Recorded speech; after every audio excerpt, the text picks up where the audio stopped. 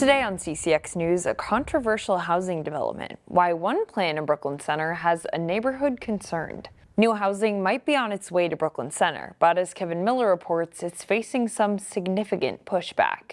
There's a lot of new signage in Brooklyn Center near 70th and Brooklyn Boulevard. I think it's awesome. I think it's great that the neighborhood is sticking together and saying we don't want this. If their yards are any indication, the neighborhood is not happy. Maybe they think it's a stupid plan, too. The reason ties back to an empty plot of land and what might get built there. Now, the city used to own this parcel here along Brooklyn Boulevard, but they sold it to a developer in 2020. And 4 years later, they're looking at putting housing here, but the neighborhood's not so sure they want it. It's kind of crazy and stupid. Developer C. Allen Homes wants to build 6 triplexes or 18 housing units on less than an acre of land. I really think it's stuffing it like sardines in there. Luba Everts, who lives nearby, says she's worried this housing could be too dense. I'm not feeling very good about it. I don't think it goes with the neighborhood. She knows new development is on its way, but says this project just isn't right. We're not saying don't develop it because, that's progress.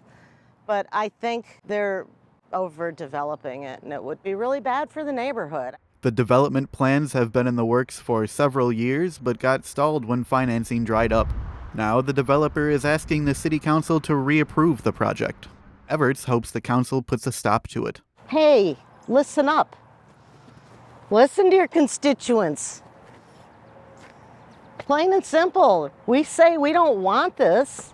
Listen to what we have to say. We have to live with it. In Brooklyn Center, Kevin Miller, CCX News.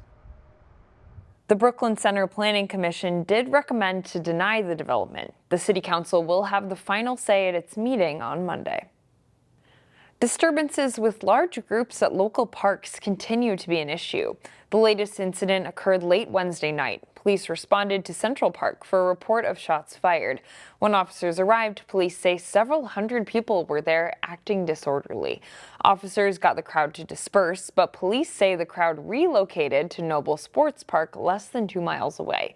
Brooklyn Park Police say they needed assistance from the Minnesota State Patrol and the Hennepin County Sheriff's Office to get everything under control. Maple Grove's largest employer is announcing plans to buy a company that recently expanded into Plymouth. Boston Scientific announced it is buying California-based Silk Road Medical, a company that makes medical devices to prevent strokes. The deal is valued at more than $1 billion. Silk Road Medical applied for state funds 3 years ago to help the company create nearly 70 high-paying jobs in Plymouth. Fans of freshly baked pastries and bread now have a new place to go to in Maple Grove. 3, 2, 1. City officials and members of the I-94 West Chamber of Commerce welcomed Paris Baguette to Maple Grove Thursday morning. The bakery, with locations across the United States and Canada, is the first in Minnesota. Paris Baguette sells items like pastries, cakes, and bread that are baked on-site every day. The franchise owner lived in Maple Grove as a child and thought the city would be a great fit. People, they tell me they love the pastries. We have a lot of customers. I'm very grateful for that too, and a lot of love from the community as well. Paris Baguette is hosting a grand opening celebration this weekend, complete with face painting, music, and a cake raffle. Coming up this weekend, a chance to celebrate all backgrounds right here in Brooklyn Center. This Saturday is World Refugee Day. CAPI, an immigrant-led nonprofit, is hosting an event commemorating that day in Centennial Park. There will be a variety of food trucks, kids' activities, cultural performances, and a chance to connect with your neighbors. Anyone is welcome.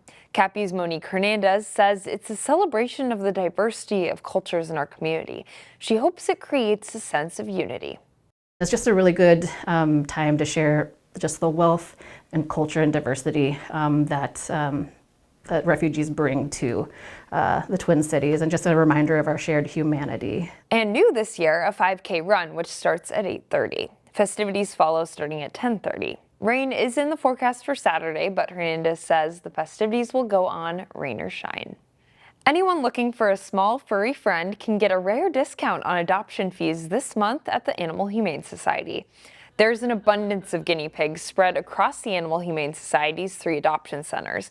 The Golden Valley, Coon Rapids, and Woodbury locations have a total of 37 critters on hand, and they'd like to cut that number in half.